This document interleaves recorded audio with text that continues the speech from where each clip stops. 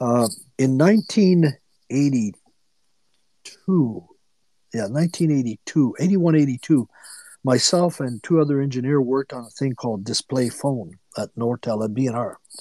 And that technology would allow you to see the people. And that's pretty advanced when you think about it because it was on a two wire. And so there was no internet or anything like that. You were using the telephone line just like a normal phone and a modem. And you could see people with the camera. We went to Montreal to do a market analysis, and I was one of the technical guys that did it. So I went to the place, and the feedback was so bad that they canned the project. Why? Because people don't want to be seen when you talk to them.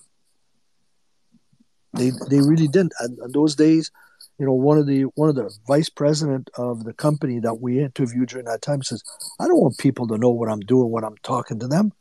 So I could be writing an email, or I could be writing a letter to somebody, or I could be having a cup of coffee with one of my employees. I could have an employee in my office with me, and we could be making jokes about whatever they're talking about. Why do I want to have somebody see me do that? And that bothers me. So technology is great. How it's used is usually the wrong. It's either the wrong way or it's applied to the situation that you want to deal with. Voicemail, calling number display. A lot of people now have spoofers. So every once in a while, you'll get a call and there'll be a number of somebody. And I'll give you an example. Medicare is a great example. People that provide Medicare, every once in a while, I'll get a phone call and I'll get a phone number and the name of a person. And when I pick up the phone, it's an automated system.